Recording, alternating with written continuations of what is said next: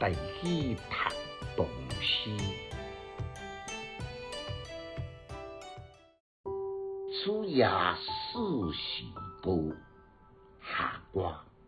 作者李白。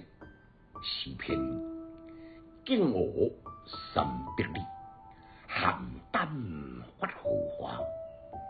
我月西施彩，林间爱玉叶。回朝不太远，归去还王家。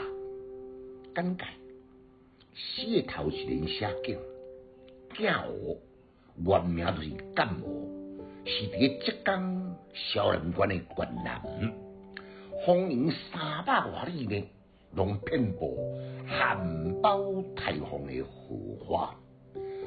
未开花的时阵，还有另外一个名叫做邯郸。花苞开了去了后，就称作荷花。第2联续落去呢，接落去写人。国色天香、珍稀乐观的西施，已经触屏写中，被选进越王宫咯。为啥在这个时阵要顾存入屋要来采莲花呢？莫怪方圆300几里的囝伙，人山人海，争先恐后要来抢看天下第一美女的西施，所以才将规条原本足快的玉叶溪呢，溪甲呢水泄不通，变成非常的急下。为人无怪伫西施的身上来特别，只甲轻描淡写，讲可能呢。西施亲近就被选进越王宫，一日香门深似海。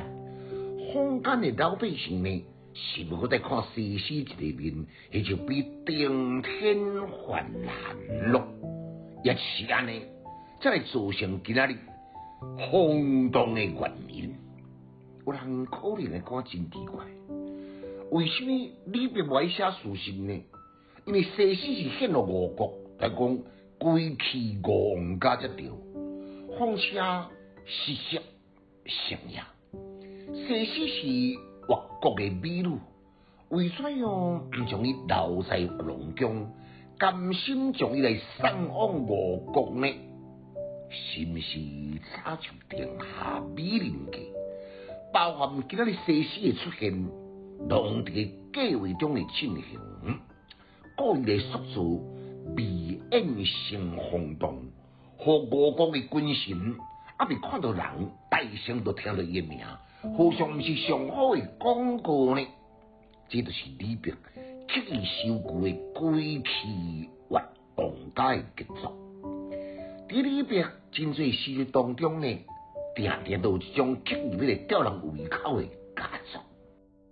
读诗的囡仔白学歹。有气质，够文采，读诗快乐哦。